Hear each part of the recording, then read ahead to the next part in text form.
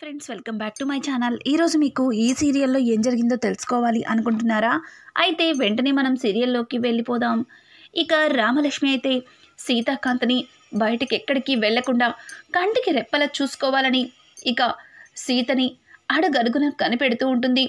సీత కూడా ఇక ఎస్ఐకి ఫోన్ చేసి, ఎస్ఐ గారు, అసలు ఆ రోజు ఆ అభిగాడి మీద అటాక్ చేసింది ఎవరో తెలుసుకున్నారా? నిన్నటికి నిన్న రామలక్ష్మికి యాక్సిడెంట్ అయింది.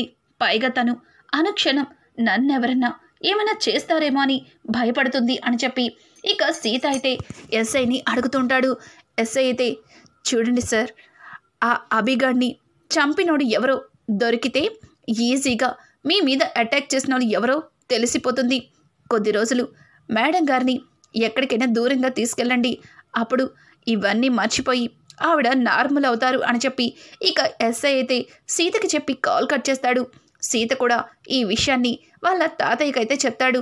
వాళ్ళ తాతయ్య కూడా, నిజమే సీత, నీకేదన్నా జరుగుతుందేమో అని రామలక్ష్మి చాలా టెన్షన్ పడుతుంది.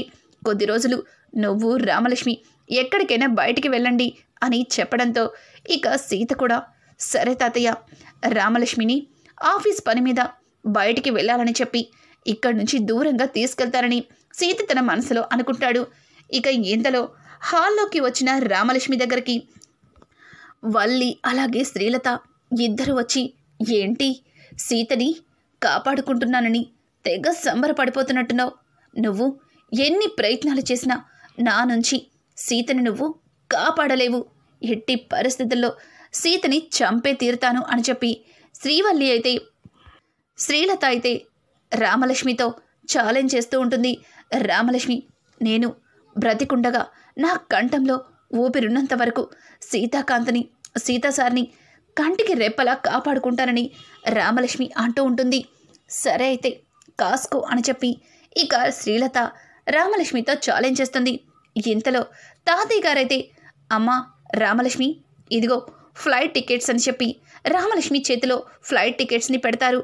అవి చూసిన రామలక్ష్మి, ఇవి నాకెందుకు ఇస్తున్నారు తాతయ్య అని అడగడంతో ఇక సీతాకాంత్, రామలక్ష్మి, మనకి అర్జెంట్ మీటింగ్ ఉంది, ఆఫీస్ పని మీద మనం వేరే ఊరు వెళ్ళాల్సి ఉంది అని చెప్పడంతో ఒక్కసారిగా పక్క నుంచి శ్రీలత అయితే, చూసావుగా సీత బయటికి వెళ్తున్నాడు, ఇక సీతని మా నుంచి ఎవ్వరూ కాపాడలేరు అని ఇక శ్రీలత అయితే రామలక్ష్మి వైపు చూసి కళ్ళని పైకెగరేస్తుంది.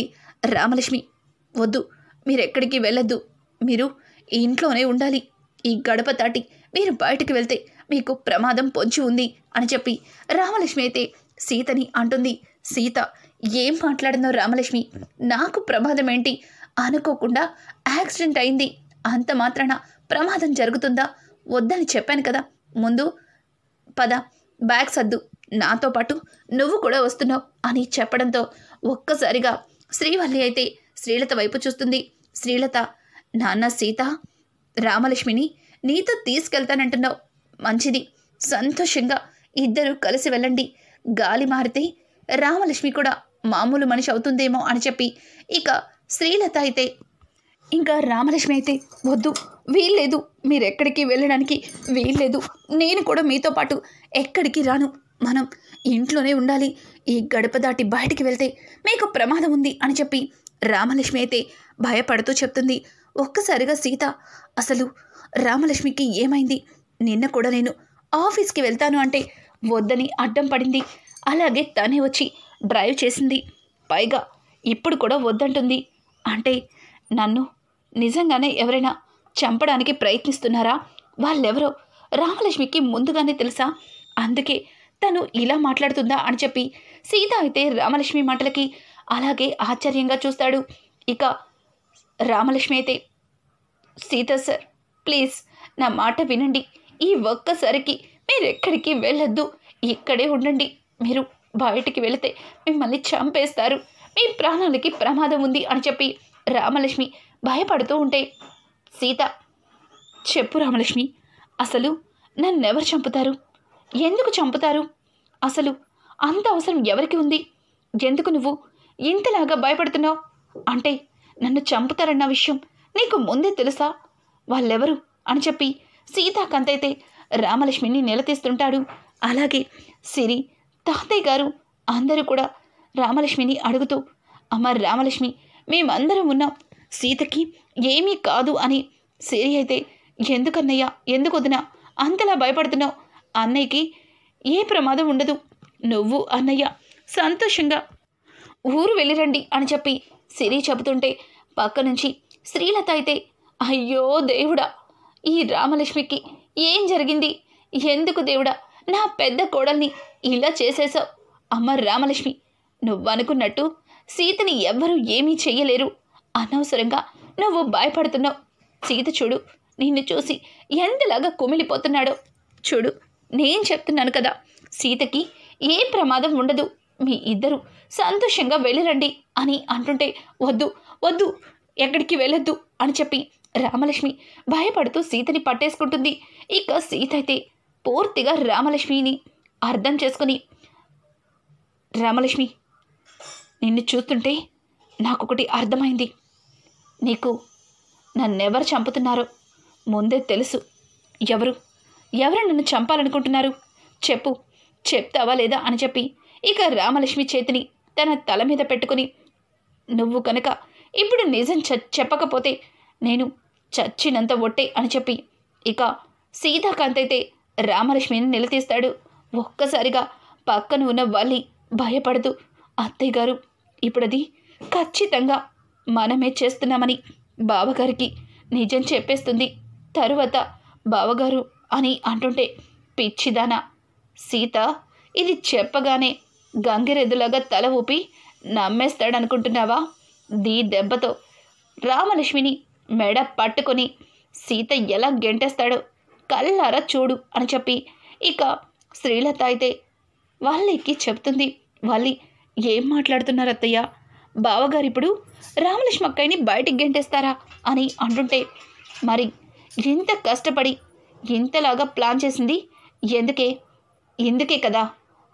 ఇప్పుడు ఖచ్చితంగా సీతని చంపడానికి ప్రయత్నిస్తుంది నేను సందీప్ అని గట్టిగా గొంతు చించుకొని మరీ చెప్తుంది చూడు అని అంటుంటే, ఒక్కసారిగా వెనక నుంచి దయానందం పరిగెత్తుకుంటూ వస్తాడు. దయానందం ఆవేశపడుతూ, సీతా సార్ అని గట్టిగా అరుస్తాడు. ఇంకా అందరూ కూడా బయట గుమ్మం వైపు చూడటంతో గుమ్మం దగ్గర దయానందం కనిపిస్తాడు. దయానందంని చూసి సీతాకాంత్ పరుగున, దయానందం, నువ్వేంటి ఇప్పుడొచ్చావు? ఎందుకు అంతలా భయపడుతున్నావు? ఎవరో వెంబడించినట్టు పరుగులు తీస్తున్నావు అని చెప్పి ఇక సీత అయితే దయానందంని అడుగుతుంటాడు. ఒక్కసారిగా దయానందని చూసిన రామలక్ష్మికి చాలా ఆనందం కలుగుతుంది. పరిగెత్తుకుంటూ, దయానందం గారు, మీరా, రండి అని చెప్పి రామలక్ష్మి దయానందని లోపలికి పిలుస్తుంటే ఇక వల్లి, సందీప్, శ్రీలత ముగ్గురు కూడా గజగజ వణుకుతారు. ఇప్పుడు దయానందం వచ్చాడంటే ఖచ్చితంగా సీతకి అన్ని నిజాలు తెలిసిపోతాయి. ఆ తరువాత రామలక్ష్మిని కాదు, మమ్మల్నే సీత బయటికి గెంటేస్తాడు. ఇదేంటి ఇలా జరిగింది? రామలక్ష్మిని బయటికి పంపించేయాలి అనుకుంటే మొత్తం ప్లాన్ అంతా రివర్స్ అయింది అని చెప్పి శ్రీలత భయపడుతూ ఉంటుంది. ఇక వల్లి అయితే, అత్తయ్య గారు, ఇంతవరకు రామలక్ష్మి అక్క వెళ్ళిపోతుందేమోనని చాలా ఆనందపడ్డాను. కానీ ఇప్పుడు మనమే ఇంటి నుంచి వెళ్ళిపోవాల్సిన పరిస్థితి వచ్చింది. ఇక నా ఫ్యూచర్ నాకు అర్థమైపోయింది. అందుకే నేను ఎప్పుడూ చెప్తా ఉంటాను, ఒక్కసారి నేను చూసే సీరియల్స్ చూడండి, అందులో సీనియర్ విలన్ ఎట్లా ప్రవర్తిస్తుందా అని. కానీ ఒక్కటి చేసేసరికి మీరు పెద్ద సీనియర్ విలన్ లాగా తెగ రెచ్చిపోయారు. ఇప్పుడు బావగారి దగ్గర అడ్డంగా బుక్ అయిపోతారు. ఏమండి, ఇక సిద్ధంగా ఉండండి. మీరు గేటు దగ్గర వాచ్మెన్ లాగా నేను ఇంట్లో పాచి పనులు చేసుకుంటూ బ్రతికేస్తాను అని చెప్పి ఇక శ్రీవల్లి అయితే శ్రీలతని అలాగే సందీప్ని భయపెడుతూ ఉంటుంది. ఇక సీతాకాంత్ అయితే, దయానందం, ఆ రోజు ఆఫీస్లో నాతో ఏదో చెప్పాలని ఎంతగానో ప్రయత్నించావు, చెప్పలేక ఆ అభిగాడు అడ్రస్ ఇచ్చి వెళ్ళిపోయావు. అసలు నన్ను మోసం చేస్తుంది ఎవరు? నాతోనే మంచిగా ఉండి నా వాళ్ళుగా ఉండి నా వెనుక వెన్నుపోటు పొడవాలని చూసింది ఎవరు చెప్పు? రామలక్ష్మిని నన్ను విడతీయాలనుకుంది ఎవరు? నీకంతా తెలుసు. నువ్వు నువ్వు నిజమే చెప్తావని అనుకుంటున్నాను. చెప్పు అని చెప్పి ఇక సీత అయితే దయానందని గట్టిగా అడుగుతాడు. దయానందం, మేడం నాకు కొంచెం వాటర్ ఇస్తారా అని చెప్పి సీతని అలాగే రామలక్ష్మిని చూస్తూ అడగడంతో వెంటనే రామలక్ష్మి పరుగున లోపలికి వెళ్ళి వాటర్ తీసుకొస్తుంది. దయానందం గారు, ఆ రోజు ఆ అభిగాడి బారి నుంచి మీరు కాపాడకపోతే ఆ తర్వాత నా పరిస్థితి ఎలా మారుతుందో తలుచుకుంటేనే భయం వేస్తుంది. సమయానికి మీరొచ్చి నన్ను కాపాడడం వల్ల నేను ఈరోజు సీత సార్తో సంతోషంగా ఉన్నాను. మీ రుణం జన్మలో తీర్చుకోలేను అని చెప్పి ఇక రామలక్ష్మి దయానందంతో మాట్లాడుతుంటే దయానందం భయపడుతూ నీళ్లు తాగేసి సీత వైపు చూస్తాడు. సీతాకాంత్ అయితే చెప్పు దయానందం, అసలు రామలక్ష్మిని నన్ను విడగొట్టాలని ఎవరనుకుంటున్నారు? అసలు రామలక్ష్మిని నా నుంచి దూరం చేయాలని ఎవరు చూస్తున్నారు? అసలు రామలక్ష్మిని చంపేయడానికి కూడా ప్రయత్నిస్తున్నారు అన్నావు. చెప్పు దయానందం అని అడగడంతో ఇక దయానందం చెప్తాను. ఇంతవరకు నా ఫ్యామిలీ ఏమైపోతుందేమో అని చాలా భయపడ్డాను. కానీ మీరుండగా నా కుటుంబానికి ఏమీ కాదు. మీ దగ్గర డబ్బు తీసుకుని మీ రూపాయి తిన్నవాడిని. మీకు ద్రోహం చేయను. ఈ నిజాన్ని దాచిపెట్టి మిమ్మల్ని రామలక్ష్మి గారిని వేరు చేయలేను.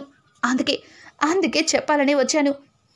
ఎంతగానో మీరు నమ్మి మీ బిజినెస్లో షేర్లు ఇచ్చిన ఆ నందిని గారు మీరనుకున్నంత మంచి ఆవిడైతే కాదు. ఆవిడే అభిగాడిని అడ్డం పెట్టుకొని మిమ్మల్ని రామలక్ష్మి గారిని దూరం చేయాలని చూస్తున్నారు. అవసరమైతే రామలక్ష్మి గారిని మీ నుంచి దూరం చేయడానికి చంపటానికి కూడా వెనకాడట్లేదు. ఆ రోజు ఈ నిజాలన్నీ మీకు చెప్పడానికి వచ్చాను. కానీ నా కొడుకుని కిడ్నాప్ చేసి మీకు నిజం చెప్పకుండా అక్కడి నుంచి వెళ్ళిపోయేలా చేశారు. సార్ మీరే ఎలా అయినా సరే రామలక్ష్మి గారిని కాపాడుకోవాలి అని చెప్పి ఇక దయానందమైతే సీతకి అన్ని నిజాలు చెప్పేస్తాడు. ఒక్కసారిగా సీత రామలక్ష్మి వైపు చూసి, రామలక్ష్మి అంటే ఇదంతా నందినినే చేస్తుందని నీకు ముందుగానే తెలుసా? అందుకేనా ఇంత భయపడుతున్నావు అని చెప్పి ఇక సీత రామలక్ష్మిని దగ్గరికి తీసుకుని అడుగుతూ ఉంటాడు. రామలక్ష్మి అది అని ఏదో చెప్పబోతుంటే ఇంతలో శ్రీలత ఎక్కడ వాళ్ళ పేరు కూడా నిజం బయట పెడుతుందేమో, ఈ దయానందం వాళ్ళ గురించి కూడా నిజాన్ని చెప్పేస్తాడేమో అని ముందుకు వచ్చి, చూడు దయానందం, సమయానికి వచ్చి నిజం బయట పెట్టావు. నీ వల్ల నా కొడుకు కోడల్ని ప్రాణాలతో కాపాడుకోగలుగుతున్నాను. సందీప్, దయానందంకి ఇవ్వాల్సిన డబ్బిచ్చి తన్ని జాగ్రత్తగా పంపించు. అలాగే ఎస్ఐకి కూడా కాల్ చేయి, దయానందంకి సెక్యూరిటీ ఇమ్మని అని చెప్పి శ్రీలత దయానందాన్ని అక్కడి నుంచి పంపించడానికి సందీప్ని ముందుకు పిలుస్తుంది. ఇక దయానందం అయితే అది సీత సార్ అని చెప్పి ఏదో చెప్పబోతుంటే ఇంతలో శ్రీలత, చూడు దయానందం, నువ్వు అని అంటుంటే, సందీప్, దయానందని తీసుకెళ్ళమన్నానా? నాన్న సీత, రామలక్ష్మి నీ గురించి భయపడుతుంటే తను అనవసరమైన భయాలు పెట్టుకుంది అనుకున్నాను. కానీ వెనక ఉండి ఆ నందిని ఇంత కథని నడుపుతుందని అస్సలు ఊహించలేదు. ఎంత మోసం చేసింది. నీతో బిజినెస్ పార్ట్నర్గా ఉండి నిన్ను రామలక్ష్మిని తన అడ్డు తొలగించుకోవాలి అనుకుంటుంది. అట్లాంటి ఆడదాన్ని నేనెప్పుడు చూడలేదు. నాన్న, నువ్వెక్కడికి వెళ్ళొద్దు. నువ్వు రామలక్ష్మి ఇంట్లోనే ఉండండి. నాకెందుకో కంగారుగా ఉంది.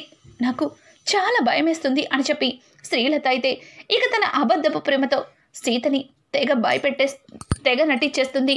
సీత కూడా, అమ్మా నువ్వేం భయపడకు, నాకేం కాదు కదా, నువ్వు చెప్పినట్లే నేను ఇంట్లోనే ఉంటాను, సరేనా అని చెప్పి ఇక సీతాకాంత్ శ్రీలతతో చెప్తూ రామలక్ష్మిని అక్కడి నుంచి తన గదిలోకి తీసుకెళ్తాడు.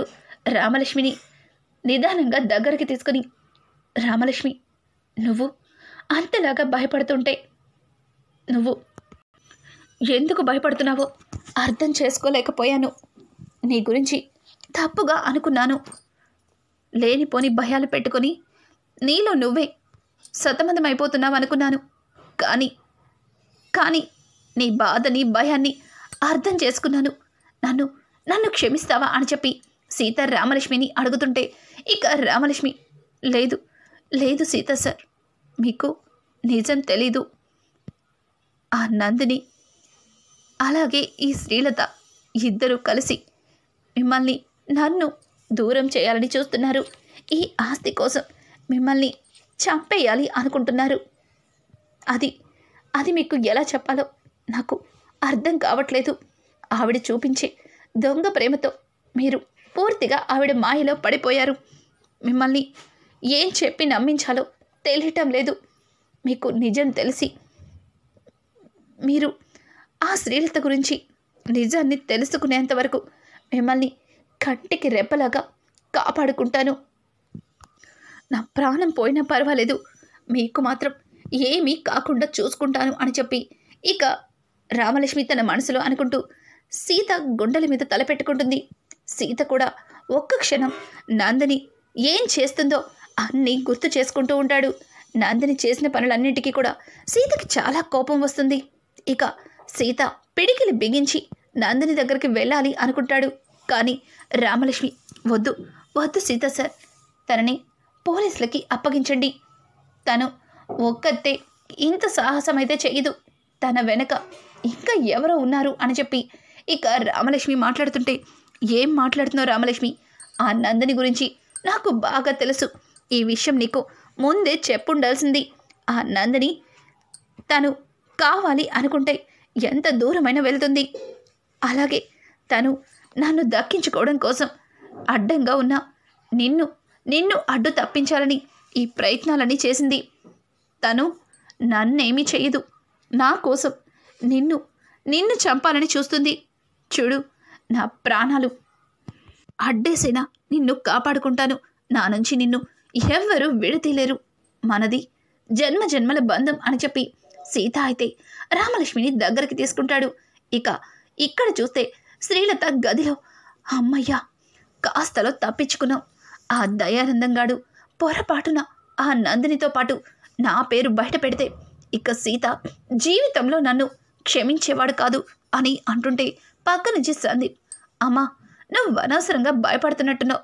ఆ దయానందం గడికి నువ్వు ఆ నందినితో చేతులు కలిపిన సంగతి వాడికి తెలుసుండకపోవచ్చు. ఒకవేళ తెలిస్తే ముందుగా వాడు నీ పేరే చెప్పుండేవాడు, నందిని గురించి చెప్పేవాడు కాదు. నువ్వేం కంగారు పడకు, అన్నయ్యకేమీ తెలీదులే. నేను ఆ దయానందంతో మాట్లాడాను, వాడికి మన గురించి తెలీదు. నువ్వు ఎక్కువగా టెన్షన్ పడకు అని అంటుంటే ఇక శ్రీలత, ఇప్పటికీ తప్పించుకున్నాం, కానీ ఆ రామలక్ష్మి చాలా తెలివైనది. దాని నుంచి మనం తప్పించుకోలేము. సీతని చంపేస్తామని దాన్ని నమ్మించి ఈ ఇంటి నుంచి బయటికి పంపించాలి అని చూసాం. కానీ చూసావుగా, దానివైపే ఆ దేవుడు ఉన్నట్టున్నాడు. అందుకే అది నిజం చెప్పేలోపే ఆ దయానందం గాడొచ్చి అన్ని నిజాలు బయట పెట్టేశాడు. ఇక సీత రామలక్ష్మిని ప్రతి క్షణం ఫుల్ సెక్యూరిటీగా చూసుకుంటాడు. సీతకి ఏమాత్రం అనుమానం వచ్చినా సీత ఎట్లాంటి నిర్ణయం తీసుకుంటాడో నీకు బాగా తెలుసు. సందీప్, నువ్వే తొందరపడి ఎట్లాంటి పనులు చెయ్యకు, ఏదైనా నాతో చెప్పి చెయ్యని చెప్పి శ్రీలత అయితే సందీప్కి వార్నింగ్ ఇస్తుంది. ఇంతలో రామలక్ష్మి శ్రీలత ఉన్న గదిలోకి వెళ్తుంది. శ్రీలత వైపు చూసి చప్పట్లు కొడుతూ, ఏంటి నువ్వు అనుకున్నది ఏదీ జరగలేదని తెగ బాధపడుతున్నట్టున్నావు అని అంటుంటే దానికి శ్రీలత ఒక్క మాట కూడా మాట్లాడకుండా మౌనంగా తల కిందకి దించుకుంటుంది. చూడండి, ఈ ఇంట్లో మీరు ఈ ఆస్తిని అనుభవించి సంతోషంగా ఉండాలి అనుకుంటే కృష్ణ రామ అనుకుంటూ ఒక మూలను కూర్చోండి. అంతేగాని అది ఇది చేసి నా భర్తని నన్ను వేరు చేయాలని చూస్తే తరువాత పరిణామం ఎలా ఉంటుందో మీరు ఊహించందేమీ కాదు. ఆల్రెడీ నా భర్తకి ఎట్లాంటాడో బాగా తెలుసు. నేను ఆయనకి ఎంతలాగా ఆయన నన్ను ప్రేమిస్తున్నారు కూడా మీకు బాగా తెలుసు. జస్ట్ చిన్న గాయం తగిలితేనే ఆయన అల్లాడిపోయారు. ఇక్కడ ఉంటే దీని గురించి ఆలోచిస్తూ భయపడతానని నన్ను ఇక్కడి నుంచి దూరంగా తీసుకెళ్ళాలి అనుకున్నారు. అంతగా ప్రేమించే ఆయన నుంచి నన్ను దూరం చేయాలని చూస్తే అది తెలిసిన మరుక్షణం మీ పరిస్థితి ఏ రకంగా ఉంటుందో అర్థం చేసుకోండి. ఇప్పటికైనా ఒళ్ళు దగ్గర పెట్టి మారితే చాలా బాగుంటుందని రామలక్ష్మి వాళ్ళకి వార్నింగ్ ఇచ్చి అక్కడి నుంచి వెళ్ళిపోతుంది. ఇక రానున్న ఎపిసోడ్స్లో రామలక్ష్మి, శ్రీలత అలాగే సందీప్లు చేస్తున్న తప్పులని సీతకి ఎట్లా తెలిసేలా చేస్తుంది. ఇట్లాంటి లేటెస్ట్ ఎపిసోడ్స్ మరిన్ని కావాలి అనుకుంటే మా ఛానల్ని సబ్స్క్రైబ్ చేసుకోవడం మాత్రం మర్చిపోకండి. Thanks for watching.